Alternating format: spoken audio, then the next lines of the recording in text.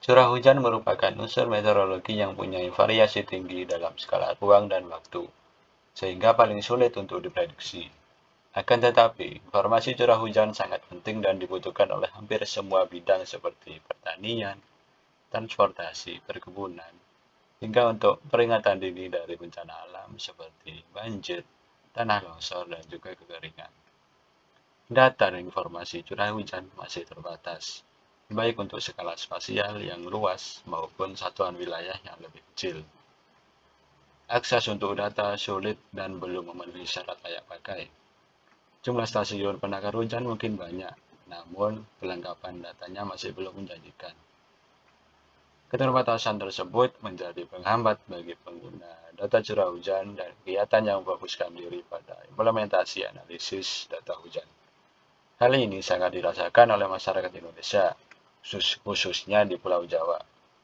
Pulau dengan jumlah penduduk terpadat dan berbagai aktivitas yang padat pula ini sangat membutuhkan informasi mengenai curah hujan dalam waktu yang cepat. Berbagai metode masih terus dikembangkan agar hasil perhitungan nilai curah hujan dengan mendekati hasil pengukuran stasiun penakar hujan. Agar informasi mengenai curah hujan ini dapat tersampaikan dengan mudah kepada masyarakat umum, maka diperlukan suatu sistem informasi yang bersifat terbuka dan dapat diakses oleh masyarakat luas. Dalam hal ini seperti internet. Nah, saat ini sistem informasi geografis dapat disajikan dengan mudah ke media internet dengan menggunakan berbagai software pendukung yang dapat diperoleh dengan mudah seperti Macromedia, Dreamweaver, Micromedia Flash, dan lain sebagainya.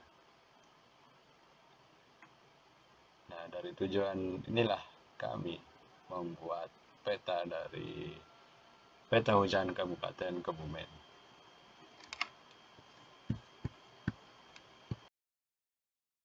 Peta hujan Kabupaten Kebumen dibuat dengan skala 1:322,353.000 dengan analisis pada ArcGIS, yakni menggunakan spatial analysis tool. Pada visualisasi peta ini menggunakan metode interpolasi kriging ordinary. Metode ordinary kriging merupakan metode kriging yang menghasilkan estimator yang bersifat BLEU atau Base Linear Unbiased Estimator. Data yang digunakan pada metode ordinary kriging merupakan data spasial dengan rata-rata populasi tidak diketahui dan diasumsikan bersifat stasioner. Dalam mengestimasi dengan menggunakan metode ordinary kriging, diperlukan langkah-langkah, yaitu 1. Menguji asumsi stasioneritas, 2. Menentukan nilai semi-variogram eksperimental, 3. Melakukan analisis struktural dengan mencocokkan nilai semi-variogram eksperimental dengan semi-variogram teoritis, 4. Menghitung nilai bobot pengaruh masing-masing titik tersampel, dan 5. Memperhitungkan estimasi variansi error. Hasil yang didapat dengan metode ini, curah hujan terendah berada pada nilai klasifikasi 1, yakni 298.481 mm sampai 335.472 mm. Kemudian pada klasifikasi kedua, bernilai 335.472 mm sampai 372,463 mm. Pada klasifikasi ketiga diperoleh nilai 372.463 mm sampai 409,454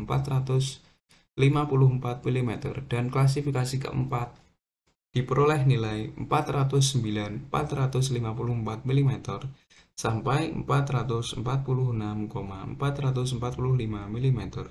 Pada klasifikasi kelima mencapai nilai 446,445 mm sampai 484,436 mm, di mana klasifikasi kelima ini merupakan klasifikasi tertinggi dengan rona warna biru yang paling tua.